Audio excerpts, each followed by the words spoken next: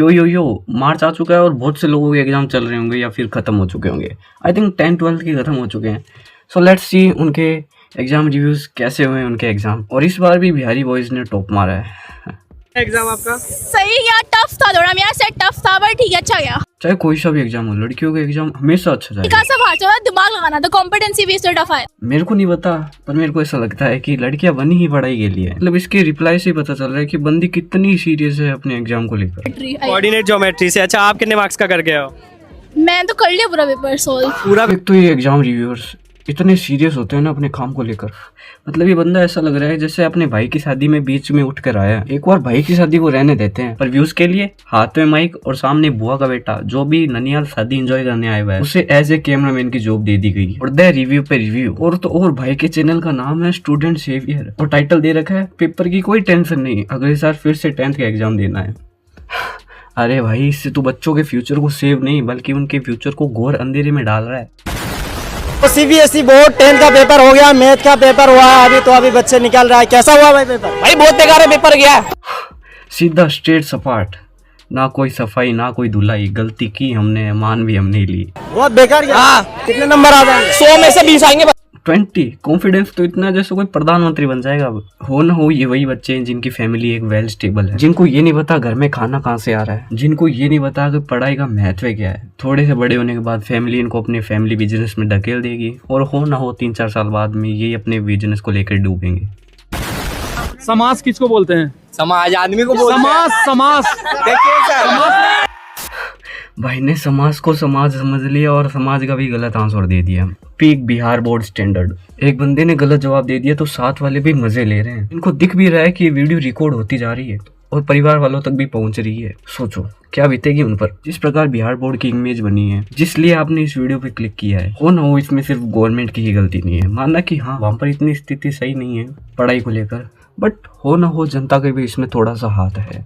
मैं सारे बिहारी जनता के लिए ऐसा कुछ नहीं कह रहा पर कुछ गिने चुने नगीने होते हैं। अब जैसे इस वीडियो में नो डाउट ये यूट्यूबर भी बिहार का ही है और बिहार की ये इमेज शो कर रहा है, तो आप किसी और से क्या उम्मीद कर सकते हो कि कोई बाहर से नगीना आएगा बिहार की शक्ल सूरत सारी बदल के चला जाएगा। अगर ऑडियंस ही ऐसी है, जनता ही ऐसी है, तो फिर आप किसी बाहर वाले से उम्मीद लगाना छोड़ दें। माना कि बिहार पहले एक शिक्षा का बहुत बड़ा केंद्र था, यहाँ पर गौतम बुद्ध की शिक्षा का बहुत प्रचार हुआ था, यहाँ पर नालंदा जैसी यूनिवर्सिटी थी, अशोक जैसे महान सम्राट ने यहाँ अपने कुछ वर्ष व्यतीत किए थे। लेकिन अब जो स्थिति डाउन होती जा रही है, मेरे को नहीं लग रहा कि विकसित भारत बिहार के बिना विकसित हो जाएगा।